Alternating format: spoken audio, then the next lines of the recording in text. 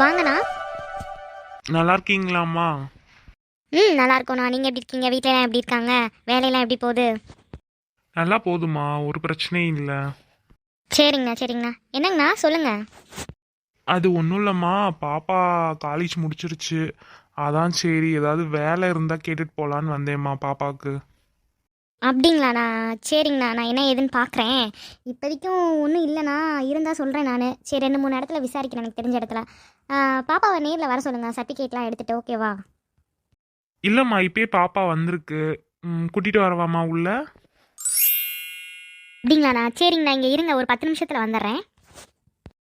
சரிம்மா, ஒன்றும் அவசரம் இல்லைம்மா, பொறுமையாகவே வாங்க.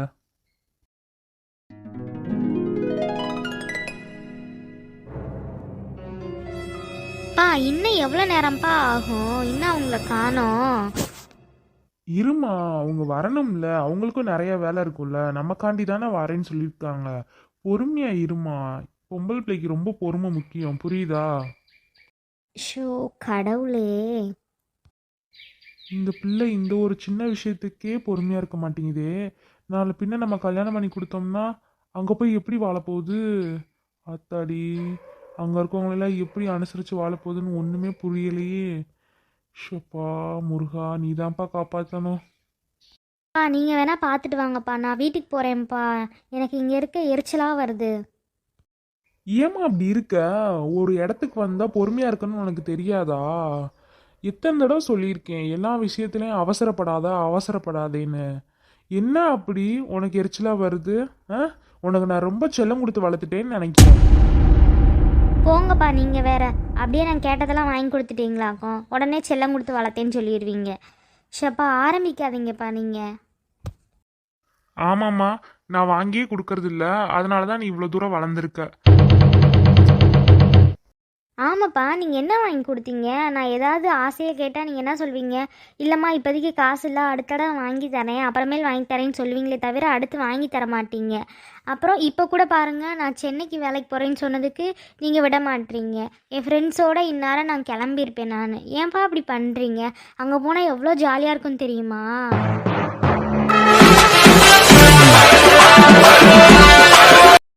அடேங்கப்பா, நல்லா பேசுகிறீங்களே. அம்மா, இவதாம்மா என் பொண்ணு.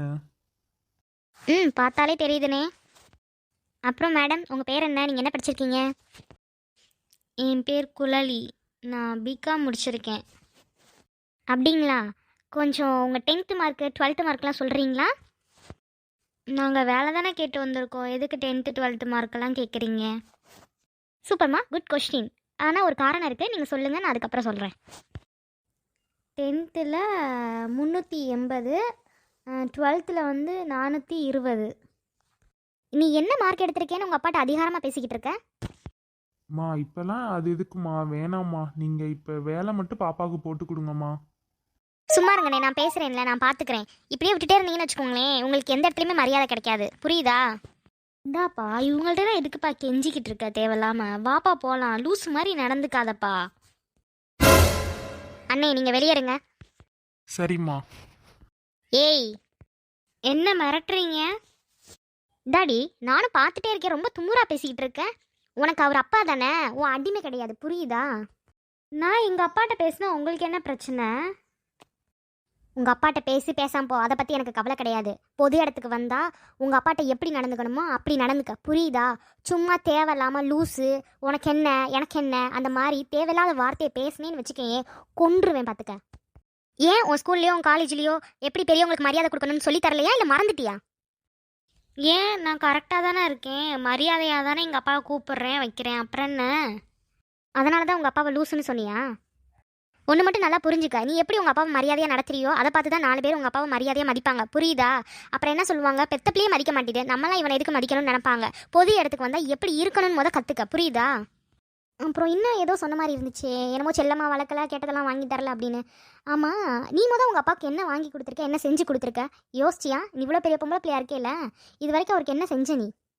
அப்படி வாங்கி தர முடியும் அவருக்கு? நான் இனிமேல் தானே வேலைக்கு போவேன். ஆமாங்கடி, இதை ஒன்று சொல்லிட்டு வந்துடுங்க, உங்களையெல்லாம் செல்லம் கொடுத்து கெடுக்கிறதே உங்கள் அப்பாங்க தான். எனக்கும் தெரியும், ஒரு படிக்கிற பிள்ளைகிட்ட காசு இருக்காது, வாங்கி தர முடியாதுன்னு. ஆனால் வேலை செய்யலாம்ல, அப்பா வேலை விட்டு வந்து அப்பாவுக்கு டீ போட்டு தரலாம்ல, சாப்பாடு போட்டு தரலாம்ல. இந்த மாதிரி வேலை ஏதாவது செஞ்சிருக்கியா என்னைக்காவது ஒரு நாள்? இல்லை, எனக்கு அதெல்லாம் செய்ய தெரியாது. இங்கே பாரு, நீ ஒன்றும் சின்ன பிள்ளை கிடையாது புரியுதா? காலேஜ் முடிச்சுட்ட, ஒரு வேலைக்கு போக போகிற. அதாவது வேலைக்குன்னு போயிட்டாலே ஒரு பொறுப்பு வந்துடும், ஒரு பொசிஷனுக்கு போயிட்டாலே நிறைய கடமைகள் நமக்கு இருக்குது புரியுதா? அப்போ அதுக்கே நம்ம நிறைய ப்ரிப்பேர் ஆகணும். அப்படின்ற இருக்க பட்சத்தில் நீ ஒரு பொம்பளை பிள்ளை. அப்போ நீ வீட்டில் என்னென்ன வேலை செய்யணும், அதாவது எல்லா வேலையும் செய்யணும்னு சொல்லலை நான். நமக்கே தோணணும், நம்ம சாப்பிட்ட தட்டை நம்மளே எடுத்து கழுவி வைக்கணும், வீடை கூட்டணும், அப்பாவுக்கு தண்ணி மொந்து கொடுக்கணும், டீ போட்டு தரணும் அப்படின்னு சின்ன சின்ன விஷயங்கள் எல்லாம் கற்றுக்கணும் புரியுதா? இந்த சின்ன விஷயத்தில் கற்றுக்கிட்டாதான் நாளைக்கு நீ ஒரு பொறுப்பில் உட்காரும்போது ஏதாவது ஒரு உனக்கு மேலே உள்ளவங்க ஏதோ வேலை சொன்னாங்களோ, உனக்கு கீழே உள்ளவங்க ஏதோ சொன்னாலும் நம்ம ஹெல்ப் பண்ண ஈஸியாக இருக்கும் புரியுதா? நம்ம வீட்டில் இருக்கவங்களுக்கு முதல் நம்ம ஹெல்ப் பண்ணாலே மித்தவங்க யாருக்கு வேணாலும் என்ன ஹெல்ப் வேணால் பண்ணலாம், அது நியாயமாக இருக்க பட்சத்தில் புரியுதா? சும்மா அதுக்காண்டி எவனோ ஒருத்தர் ஏதோ வேலை செய்ய சொன்னா அப்படின்றதுக்காண்டிலாம் செய்யக்கூடாது புரியுதா? என்னைக்குடி உனக்கு எக்ஸாம்? அடுத்த சண்டேடி. ஓ அப்படியா? எப்படிடி போவ? யார் உன்னை கூட்டிகிட்டு போவா? என்னை கூட்டிகிட்டு போகிறதுக்கு என்ன ஆளாக இருக்குது? எங்கள் வீட்டில் சொன்னாலும் எவனும் கூட்டிகிட்டு போக மாட்டாங்க. நானாக தான் ஏதாவது போய் சொல்லிட்டு தான் போகணும். சொன்னேன்னா நீ எதுக்கு இந்த எக்ஸாம்லாம் எழுத தேவையில்ல, அதெல்லாம் நம்ம குடும்பத்துக்கு செட் ஆகாதுன்னு சொல்லுவாங்க. நமக்கு தேவையா? நம்ம தெரியாமல் எழுதிட்டு வந்துட வேண்டியதான். ஐயோ, தெரியாமையா போகிற? போச்சுடி, உங்கள் சித்திக்கு தெரிஞ்சா அவ்வளோதான்.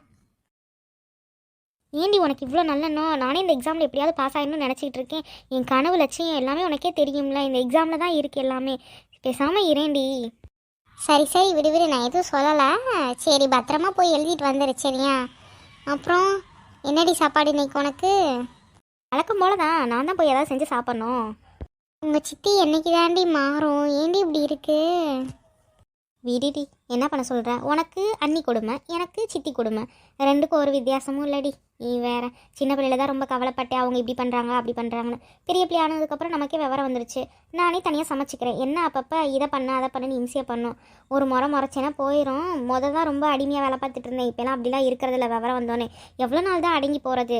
இந்த எக்ஸாம் மட்டும் எழுதி வேலை கிடச்சிச்சின்னு வச்சுக்கேன், அவங்க மூஞ்சில் கறியை பூசிடுவேன் நான். பரவாயில்லடி, நீயாவது எக்ஸாம் எழுதி வேலைக்கு போயிடுவ. நான் தான் என்ன பண்ண போகிறேனே தெரியல.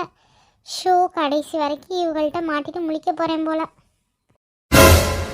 எதுக்கு இப்படி வாயை பழக்கிறா? ஏய் எரும மாடு, சொல்லுங்க நீ. வேலை பார்க்காம இங்கே என்ன கதை பேசிக்கிட்டு இருக்க? உன்னை நான் வேலையை முடிச்சுட்டு தானே போக சொன்னேன். ஆமாம், இவங்க பெரிய மகாராணி, வீட்டில் இருக்கிறதே தண்ட சோறு, இதில் வேற இவளை போட்டு கொடுமைப்படுத்திக்கிட்டு. உனக்குலாம் இருக்குடி ஒரு நாள் கச்சேரி. அண்ணி எல்லா வேலையும் முடிச்சு வச்சுட்டு தான் வந்தேன் அண்ணி. ஓ அப்படியா மகாராணி? துணி யார் துவப்பா? உங்கள் அப்பாவை வந்து துவப்பாரு. மூஞ்சி மோர் கட்டையும் பாரு. இவங்கப்பா இவங்களுக்கு யாராமா? ஒரு மாமனாரை எப்படி பேசுது பாரு. அவர் இருந்திருக்கணும் இந்நேரம், உன்னை இந்நேரம் பந்து அடிப்பார். நான் அவளை தப்பிச்சிட்டேன். ஆனால் ஒரு நாள் என் கையில் மாட்டு வலி. அப்போ இருக்கு உனக்கு ஒரு நாள். அண்ணி இந்த துவைக்கிறேன் அண்ணி. சரி சீக்கிரம் போய் துவைச்சிட்டு வேலையை பாரு அடுத்து. ஓ, துணி வேற துவைச்சிட்டு அடுத்து இன்னும் வேற வேலை பார்க்கணுமா? இவளெல்லாம் கடவுள் இன்னும் சும்மா விட்டுருக்காரு பாரு. ஷப்பா கடவுளே, உனக்குலாம் கண்ணே இல்லை இந்த பிள்ளை, பாவம். சரிங்க அண்ணி. தண்ட சோறு திங்கிறதுக்கு ஒழுங்கா வேலை பார்க்குதான்னு பாரு. ஏ பைத்தியக்காரி, சொல்லுடி. எத்தனை நாள்டி இப்படி இருப்ப? எதிர்த்து வாய் பேச மாட்டியா? என்னடி பண்ண சொல்கிறேன்? எங்கள் அண்ணனும் அதுக்கேற்ற மாதிரி இருக்கான். நான் ஏதாவது கேட்டால் நீ இந்த வீட்டில் இருக்க முடியாது அப்படின்னு மிரட்டுறாங்க. எனக்கு இந்த வீடை விட்டால் வேற எங்கேயும் பாதுகாப்பு இல்லையே, வேற என்ன பண்ண சொல்கிற? நீ இதுக்கு சரிப்பட்டு வரமாட்ட. இதுக்கு நான் என்ன பண்ணணுமோ அதை பண்ணுறேன். என்னடி சொல்கிற? உன் அன்னிக்காரி ஆட்டத்துக்கு முடிவு கட்ட வேணாம். சரி, இது வரைக்கும் உங்கள் அம்மா உங்ககிட்ட சாப்பாடு டெய்லியும் போட்டு தராங்க, உனக்கு என்ன தேவையோ எல்லாமே செஞ்சு தராங்க. ஆனால் என்னைக்காவது ஒரு நாள் மூஞ்சி சுழிச்சிருக்காங்களா சொல்லு பார்ப்போம். ஆனால் நீ ஒரு பொருள் வாங்கி தரலைன்னு எவ்வளோ கோவப்படுற? பணம் ஒன்று ஈஸியாக வந்து கிடைக்கிறதில்ல யாருக்கும். உங்கள் அப்பா டெய்லி வேலைக்கு போனால் தான் காசு புரியுதா? அதை வச்சு உங்கள் அம்மா என்ன பண்ணணும்? வீட்டு செலவு பார்க்கணும், கடன் இருந்த கடன் பார்க்கணும், உன்னைய படிக்க வைக்கணும், உன் கல்யாணத்துக்கு வேறு நகை சேர்க்கணும். இவ்வளோ விஷயங்கள் அவங்களுக்கு இருக்கும்போது இடையில நீ கேட்குறதெல்லாம் வாங்கி தராங்க. அப்படி இருக்கும்போது அவங்களுக்கு ஏற்ற மாதிரி நீ நடந்துக்கணுமா வேணாமா? ஏன் வாங்கி தரல, எதுக்கு வாங்கி தரல? அம்மா கிட்ட கேட்கணும், ஏமா எனக்கு வாங்கி தர மாட்டேறீங்க, எதுக்குமா அப்படின்னு கேட்கும்போது அவங்க சொல்லுவாங்க. பெற்றவங்க கஷ்டத்தை புரிஞ்சுக்கலைனாலும் பரவாயில்ல, அனுசரித்து போகணும் புரியுதா? சாரி, இனிமேல் இப்படி நடந்துக்க மாட்டேன். இங்கே பாருமா, ஒரு விஷயம் நல்லா புரிஞ்சுக்க. நம்ம பெற்றவங்கள விட வேறு யாரும் நம்மளை நல்லா பார்த்துக்கவோ அதுக்கேற்ற மாதிரி ஹெல்ப் பண்ணவோ மாட்டாங்க, புரியுதா? உனக்கு ஏதாவது ஒரு நாளைக்கு ஒரு விஷயம் தேவைப்படுதோ, உனக்கு ஏதோ ஒரு பிரச்சனைனா முன்னாடி வந்து நிற்கிறது அவங்க மட்டும்தான், வேறு யாருமே கிடையாது. நீ இப்போ சொல்கிற உன் ஃப்ரெண்ட்ஸ் கூப்பிட்றாங்க வைக்கிறாங்கன்னு, அது என்ன இடம் ஏது, உனக்கு சேஃபாக இருக்குமா இல்லையா அப்படின்னு உனக்கு தெரியுமா? எந்த கம்பெனியாவது உனக்கு தெரியுமா? என்ன வேலை பார்க்க போகிறேனாவது தெரியுமா? சொல்லு பார்ப்போம். இல்லை, அதை பற்றி எனக்கு தெரியாது, அங்கே போனால் தான் தெரியும். சூப்பர், இப்படி தான் இருக்கணும் இந்த காலத்து பிள்ளைங்களாம். ஷப்பா கடவுளே, முட்டாளாக இருக்கிறத தயவுசெய்து விடுங்க. யாரோ ஒருத்தர் சொன்னாங்க அப்படின்றதுக்காண்டி போகக்கூடாது, புரியுதா? அதுக்காண்டி ஃப்ரெண்ட்ஸ் எல்லாத்தையுமே நான் தப்பு சொல்ல கிடையாது, புரியுதா? அதே மாதிரி ஒருத்தவங்க ஒரு விஷயம் சொல்கிறாங்கன்னா, எங்கேப்பா இருக்கு அந்த இடம், சேஃபா, நீ முன்னாடியே போயிருக்கியா, உனக்கு தெரிஞ்ச இடமா அப்படின்னு கேட்கணும். ஒருவேளை அந்த இடம் உங்களுக்கே தெரியலன்னா நீங்கள் என்ன பண்ணுவீங்க? புதுசாக அவங்களே போகிறாங்க, ஏற்கனவே உனக்கு ஒன்றுமே தெரியாது, நீ இத்தனைக்கும் வந்து கிராமத்துலேருந்து போகிறப்ப உனக்கு ஒன்றுமே புரியாது, உங்கள் அப்பா அம்மா அதை விட அவங்களுக்கும் ஒன்றும் தெரியாது, நீ அது ஓரளவுக்கு படிச்சிருக்க, அவங்களுக்கு என்ன தெரியும் சொல்லு பார்ப்போம்? நாளை பின்ன உனக்கு ஏதோ பிரச்சனைனா அவங்க எப்படி உன்னை வந்து இது பண்ணுவாங்க சொல்லு பார்ப்போம்? ஒரு விஷயம் நல்லா புரிஞ்சுக்கோங்க, பொம்பளை பிள்ளைங்களுக்கு ரொம்ப முக்கியம் வந்து அறிவாக நடந்துக்கணும், ப்ளஸ் வந்து சேஃபாகவும் இருக்கணும், புரியுதா? அறிவாக இருந்தால் மட்டும்தான் இந்த உலகத்தில் பிழைக்க முடியும். அடுத்தவங்க இதை சொல்கிறாங்க அதை சொல்கிறாங்கன்னு கேட்டுட்டு வந்து நீங்கள் அந்த வேலையை செய்ய ஆரம்பிச்சிங்கன்னு வச்சுக்கோங்க, உங்கள் லைஃபே வீணாக போயிடும், புரியுதா? இங்கே பாருமா, எனக்கு அது தெரியாது இது தெரியாதுன்னு சொல்கிறத விட்டுட்டு எல்லாத்தையும் கற்றுக்க பழகு, புரியுதா? ஏன்னா அது உனக்கு நாளைக்கு யூஸ்ஃபுல்லாக இருக்கும். குக்கிங்காக இருக்கட்டும், இப்போ நீ டிகிரி தான் முடிச்சிருக்க, வேறு எதுவும் எக்ஸ்ட்ரா முடிச்சிருக்கியா சொல்லு பார்ப்போம்? கம்ப்யூட்டர் கோர்ஸ் முடிச்சிருக்கியா, இல்லை டைப் ரைட்டிங் முடிச்சிருக்கியா? இதெல்லாம் கற்றுக்கலாம்ல. இதெல்லாம் கற்றுக்கிட்டேன்னா உனக்கு ஃபியூச்சரில் ரொம்ப யூஸ்ஃபுல்லாக இருக்கும். அப்புறம் நெக்ஸ்ட் நீ கவர்மெண்ட் எக்ஸாம் எழுதுனேன்னா அது ரொம்ப யூஸ்ஃபுல்லாக இருக்கும். நீ இதெல்லாம் கற்றுக்க. இடையில கவர்மெண்ட் எக்ஸாம் இருக்கும்போது அப்ளை பண்ணு, எக்ஸாம் எழுது, அதில் ஒரு வேளை செலக்ட் ஆகிட்டேன்னா ரொம்ப யூஸ்ஃபுல்லாக இருக்கும்ல, உன் ஃபியூச்சர் நல்லா இருக்கும்ல, புரியுதா? நான் சொல்கிறது எதுக்குனாவது தெரியுதா? சரிங்கக்கா, இனிமேல் இப்படி நடந்துக்க மாட்டேன். நீங்கள் சொன்ன மாதிரி நான் எல்லா விஷயத்தையும் கற்றுக்கிறேன். ரொம்ப சந்தோஷமாக இருக்குது உங்கள் வாயிலேருந்து இவ்வளோ பெரிய வார்த்தையை கேட்டதுக்கு. அப்புறம் இங்கே எந்த வேலையும் இல்லைம்மா, உங்கள் அப்பாட்ட சொல்லிடு. ஏன்னா இது வந்து கவர்மெண்ட் ஆஃபீஸில் இங்கே எந்த ஜாப்பும் கிடையாது. நான் வேணால் ட்ரஸ்ட் வச்சு நடத்துகிறேன், அங்கே வேணால் ஒரு ஆள் தேவைப்படுது, அங்கே வேணால் வந்து ஜாயின் பண்ணிக்க. அங்கே வந்து காலைல 10 மணிக்கு வந்துடணும், ஈவினிங் 4 o'clock கிளம்பிடலாம், ஒன்றும் பிரச்சனை இல்லை. இடப்பட்ட நேரத்தில் நீ என்னென்ன பண்ணணும்னு நினைக்கிறியோ அதை பண்ணிக்க, ஓகேவா? உனக்கு திருப்தியாக இருந்தால் வரலாம், ஒன்றும் பிரச்சனை இல்லை. நாளைக்கே நான் வந்து ஜாயின் பண்ண சொல்லிடுறேன், நீ வந்து ஜாயின் பண்ணிக்கோ. சரிம்மா, அப்புறம் இன்னொரு விஷயம், அங்கே ரொம்ப பெரிய வேலையெல்லாம் இல்லை, சின்ன பொசிஷன் தான், ஒரு சூப்பர்வைசர் மாதிரி தான். ஏற்கனவே ஒருத்தவங்க ஒர்க் பண்ணிட்டு இருந்தாங்க, அவங்க இப்போ ப்ரெக்னெண்ட்டாக இருக்கனால அவங்க லீவ் விட்டுட்டு போயிட்டாங்க. அந்த ஜாப்க்கு வேணால் நீ வந்து வரேன்னா சொல்லு, நான் ஏற்பாடு பண்ணுறேன். ஏன்னா இப்போதைக்கு டெம்பரவரியாக பாரு, அதுக்கிடையில் நீ எப்படி ஒர்க் பண்ணுறேன்னு பார்த்துட்டு நான் வேணால் சென்னையில் எனக்கு தெரிஞ்ச 2-3 பேர் இருக்காங்க, அவங்கள்ட்ட வேணால் நான் ட்ரை பண்ணுறேன், ஓகேவா? சரிங்கக்கா.